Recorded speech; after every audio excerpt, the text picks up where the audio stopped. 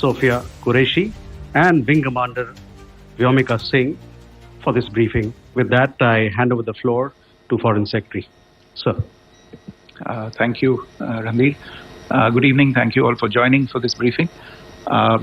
You would have perhaps seen some information related to developments since late last night, early this morning, which has been put out by the Ministry of Defence.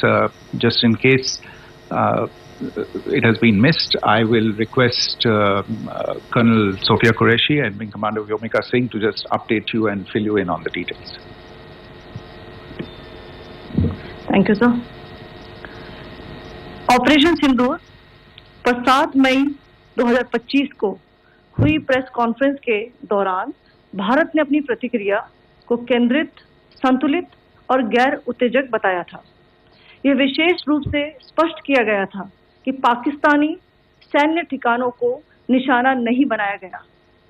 साथ ही दोहराया गया कि भारत में किसी भी सैन्य लक्ष्य पर हमले का उचित जवाब दिया जाएगा।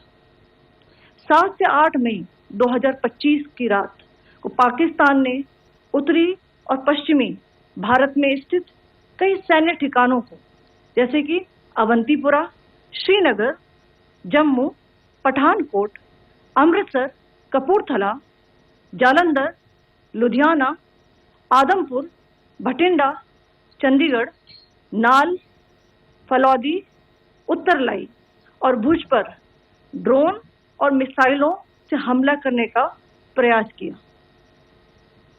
इन हमलों को इंटीग्रेटेड काउंटर यूएस ग्रिड और वायु रक्षा प्रणालियों द्वारा निष्क्रिय कर दिया गया।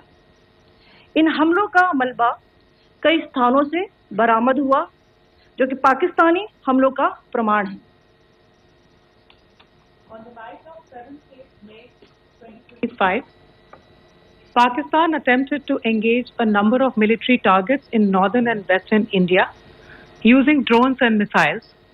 These places included Avantipura, Srinagar, Jammu, Pathankot, Amritsar, Kapurthala, Nal, Jalandhar, Ludhiana, Adampur, Bhatinda, Chandigarh, Falodi, Uttarlai and Bhuj.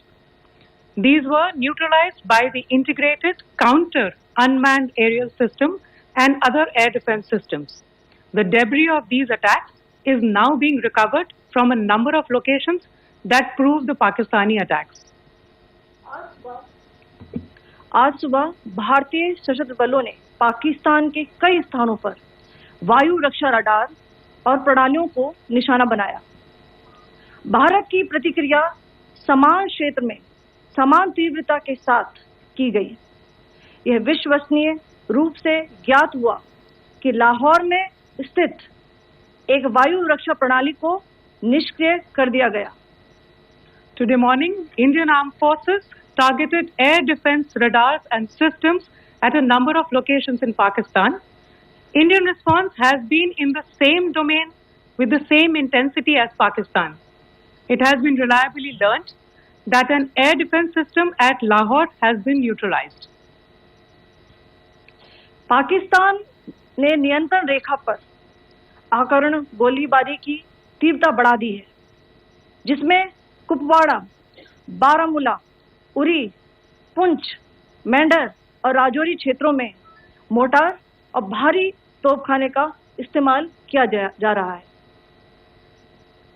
Pakistan has increased the intensity of its unprovoked firing across the line of control using mortar and heavy calibre artilleries in areas in Kupwara, Baramulla, Uri, Poonch, Mendhar and Rajouri sectors in Jammu and Kashmir.